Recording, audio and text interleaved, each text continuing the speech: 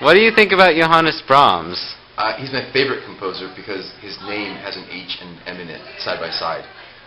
Also, his first name is spelled with two N's and another H, and so Johannes Brahms is one of the greatest composers simply because of the spelling of his name.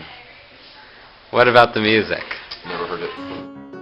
Johannes Brahms, possibly the greatest German romantic composer of all time, the third of the three Bs along with Bach and Beethoven, composed such classics as the German Requiem and his four incredibly well-crafted symphonies.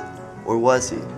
Newly found evidence reveals that Brahms may not have been as great as his fans claim he was. Yes, Johannes Brahms was an adulterous, lying plagiarist who capitalized on the suffering of small children. All this and more will be revealed in the following presentation. Okay, so what do you think about Brahms? Ridiculous. What's your favorite? Do you have a favorite Brahms piece? Oh, they're all terrible, really. I mean, people like this clarinet quintet, but really, a quintet with a clarinet player in it? I mean, come on. Who cares? Who cares? What do you think about Johannes Brahms? I think he's horrible. Great. In 1876, Brahms' famed First Symphony premiered to the world.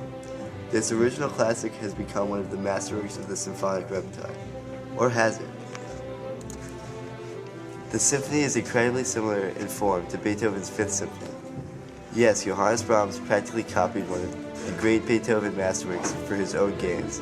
He was even crass enough to admit it when asked about the fact. Any fool can see that. Johannes Brahms, unapologetic, self-admitted plagiarist. Alright, so which one's your favorite Brahms symphony? 1 or 2, 3, or 4? I would have to say 4. But it's ripped off from Bach. This? Yeah. Oh no. Yeah, you didn't know that? I didn't know that. Yeah, the theme at the beginning of the fourth movement comes straight from Bach, and that's what the whole thing is about. Are you kidding? Yeah. My life is a lie.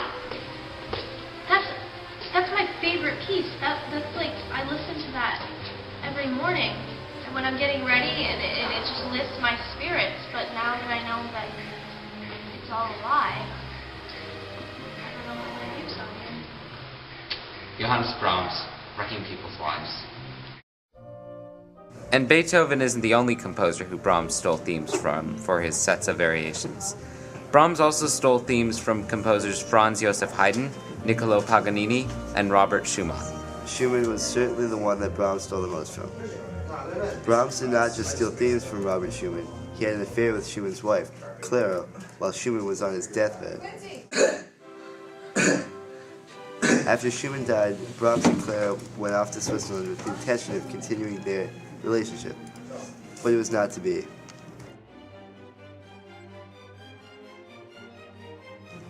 Brahms abandoned her there and later forced Clara to destroy all of the love letters he'd ever written her, leaving her completely alone and brokenhearted.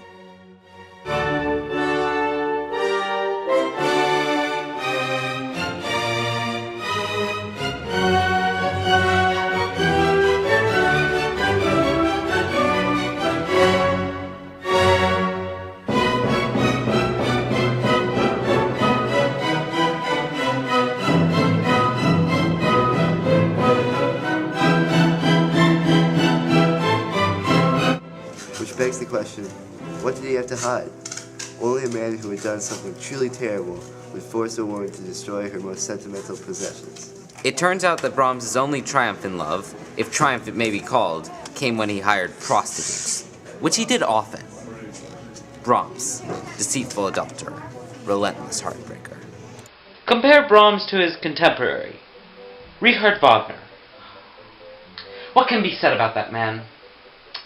He wrote his 4-hour-long Tristan und Isolde, the 5-hour-long Meistersinger von Nürnberg, and of course, his 14-hour epic Der Ring des Nibelungen. Such great operas. On the other hand, how could Brahms, who never composed an opera, and instead focused on short chamber pieces and lieder, and whose longest work runs only a mere 70 minutes, ever have hoped to compete with Richard Wagner? And remember, it was Richard Wagner, the outspoken anti-Semite, whose music inspired a generation. Stupid. Wrote a piece, quintet for strings, 2 violas. Like really, who uses 2 violas? It's ridiculous. Let us take a look at a talented modern-day artist, Kanye West. Kanye tells the media that he is trying to cure cancer with his music. A far-fetched idea, yet an impressive goal. Brahms had a dream for what his music could accomplish. Putting small children to sleep. After all, Brahms composed the most popular version of a lullaby.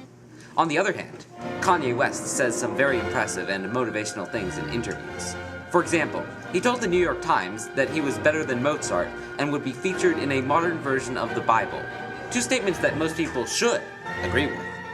Kanye West isn't scared to show his pride. He even titled one of his newest tracks, I Am God. Maybe the great Jesus is more than just a man. The German Requiem was so awful. Kanye West, so great. So great. Johannes Brahms is bad. Yeah, Kanye West is way better. One of Brahms' most admired works is his Symphony No. 4 in E minor. However, Hugo Wolf, a follower of the great Richard Wagner, is correct when he says that with this symphony, Brahms was, quote, composing without ideas. Take the fourth movement of the symphony. It is merely a set of variations on a theme by Bach. How utterly uncreative, Brahms. Now let's listen to some of the variations. See how uninteresting they are and unintelligible.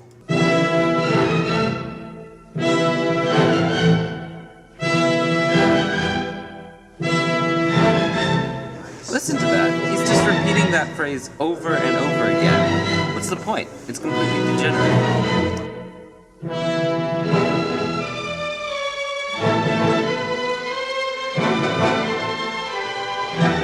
And what's he trying to do with this variation? Incite his audience to violence, I bet.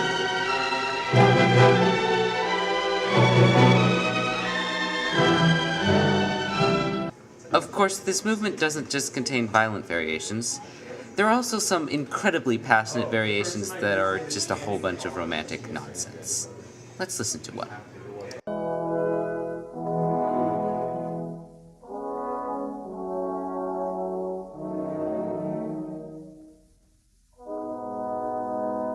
All this is a bunch of filthy, degenerate, over-romanticized music.